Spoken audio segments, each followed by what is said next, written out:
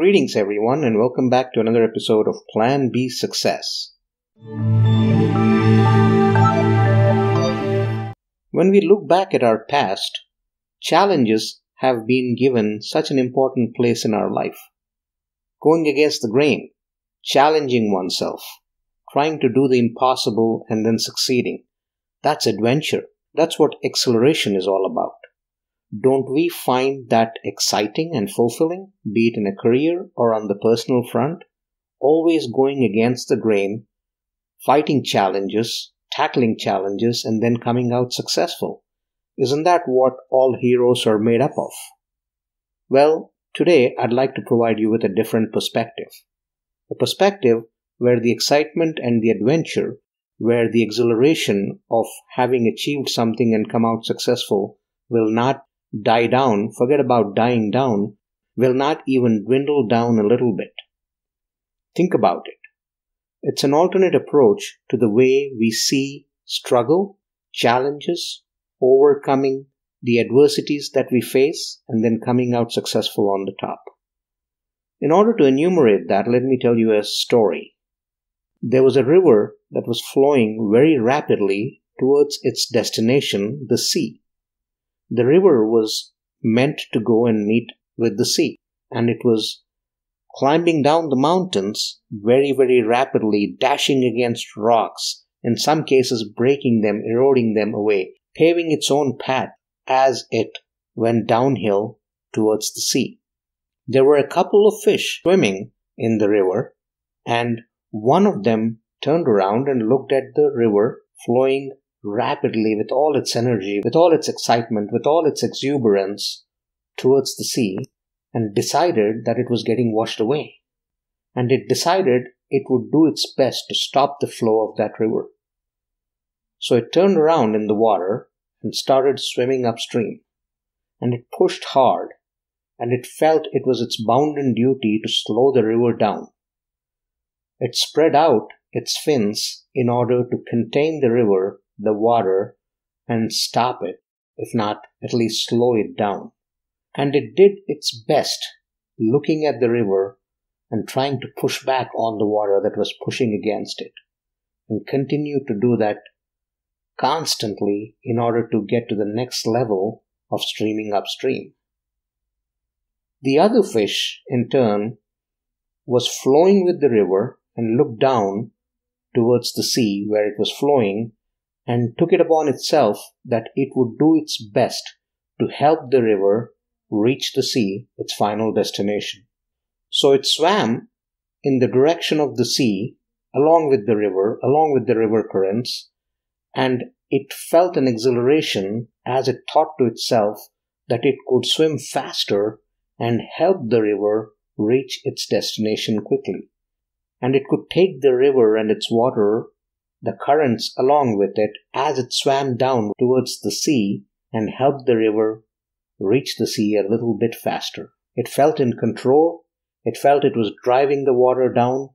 It felt it was helping cut paths in order to reach the sea. It felt it was in control of the water that was gushing down towards the sea.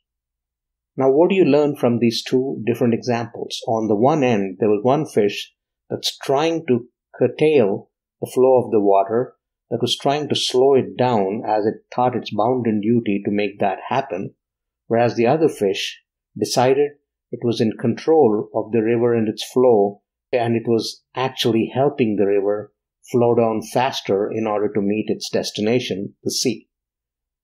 When you look at it, when you look at the big picture, the river is the river, and the river probably has no idea about these two fish that are doing exactly the opposite things in its water. However, there's one fish that decided to go against the current and take on a mightier force than itself, and was doing its best to ensure that its will was done and not the river's. The other one decided to go with the flow and took it upon itself to take on the river's will as its own will, and in fact took control and took ownership of that will and became the driving force that it saw itself helping the river. And as a result, it moved with the flow and it felt that success cruising through, raining through its veins as it moved downstream towards the sea. When you really look at it, the point I'm trying to make here is that you can either decide to go against the grain, against the current, fight your battles each and every time, or you can decide to go with the flow and find your goals, your ambitions in sync with the flow. More than your goals, your ambitions, and your aspirations, what you're finding is true contentment and fulfillment by going with the flow, by dealing with the card that life has dealt you and making the most of it. It's not about whether you're a success or a failure. It's not about whether you're doing what your will permits or not.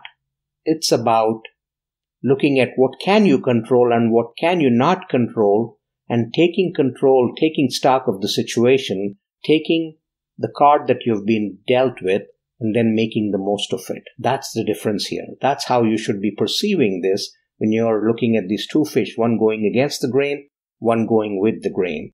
And that's what we all should do in our life. There are certain things that we can control. There are certain things that are out of our control. When you're handed a lemon, make lemonade of it. That's what you're told. It's easier said than done. I understand that.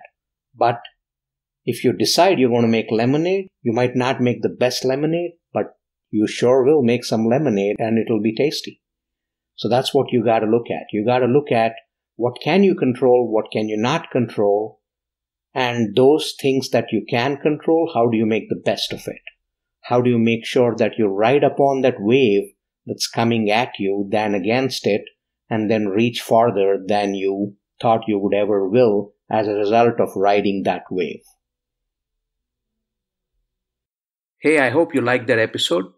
Please do make sure to subscribe to Plan B Success Podcast so that you can get alerts about these episodes coming out 3 times a week.